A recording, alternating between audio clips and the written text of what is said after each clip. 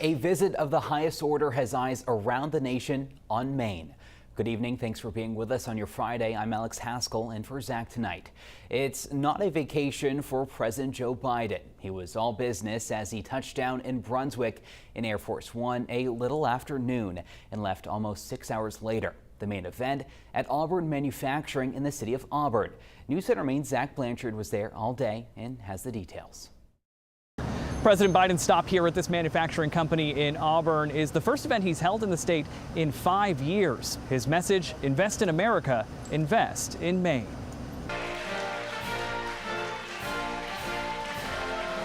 The commander-in-chief in the Pine Tree State. This is not just for Maine, this is of all of America. President Joe Biden's first visit to Maine since taking office. Bidenomics is just another way of saying restoring the American dream.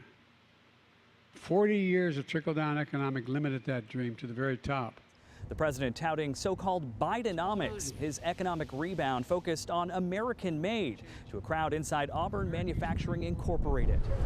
The Maine-based company specializes in producing industrial heat-resistant fabrics and textiles that are used in welding and manufacturing processes around the world. It's one of many industries that have found success in the city of Auburn. Put our support and our belief behind individuals and their entrepreneurial spirit. Auburn Manufacturing is a great example of that spirit that thrives throughout our city.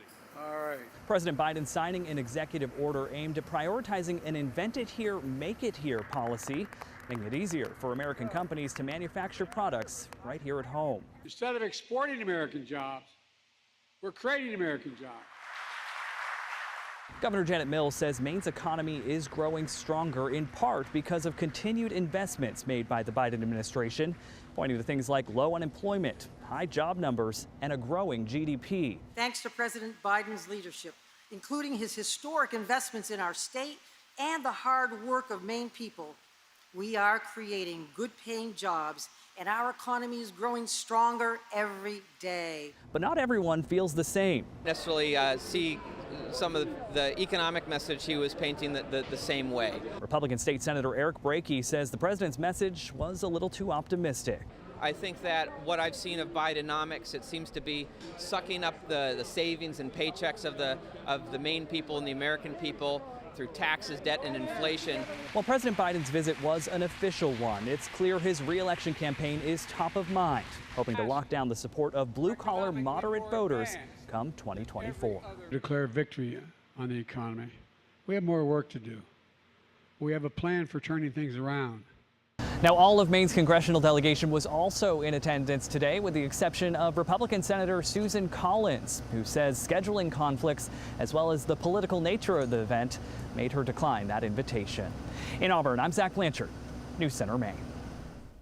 Of course, the president's visit invokes a range of emotions from people on both sides of the aisle. One thing's for certain, it will be something many people will remember for a very long time. Here's News Center Maine's Vivian Lee. Holding umbrellas to protect them from the beating sun.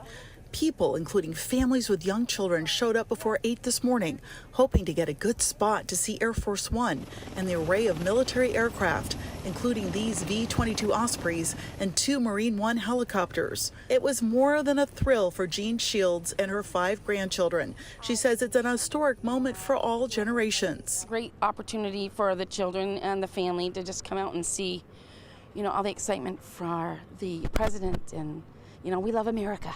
You don't really get to see stuff here that cool, and so it's going to be a really fun experience to see the U.S. president. And an opportunity for Mainers to show that maybe we are not such a divided nation after all. From her hat, you can see who Ashley Morrill supports politically, but those differences didn't keep her from bringing her children to cheer on the arrival of the commander-in-chief. You respect whoever is in office, and like I said, even if you don't agree with them, you still got to respect them, because that's the American way. From respect to the excitement of seeing Air Force One touch down in your hometown, Gabe Pelletier couldn't believe his eyes. I just hear something go by really quickly. It was like really loud. It was like, when it just comes by really quickly, and then I run over there to go see it. After the massive aircraft came to a stop, President Biden walked down the steps with members of Maine's congressional delegation following closely behind. After boarding a Marine One helicopter, Biden took off for Auburn, escorted by the 3 B-22 Osprey aircraft. Another huge thrill for Gabe's brother, 9-year-old Logan. The shockwaves, it made my heart hurt. It's pretty cool though, right? Yeah. Right. They'll probably never experience this again, so it's pretty cool. And that was Vivian Lee reporting. Now, President Biden also attended a fundraiser at a private home in Freeport. According to the White House, he spoke in front of about 200 people. Governor Mills and Senator King also attended. In his remarks, President Biden told a story of how several politicians helped him out after his family's deadly car crash. He said, quote, "One of the reasons I'm in politics is Ed Muskie. It mattered. It mattered. I've always thought of Maine. It's going to sound crazy to say this, but as a virtuous place." After leaving, President Biden flew to Delaware, where he plans to stay at Rehoboth Beach for the weekend.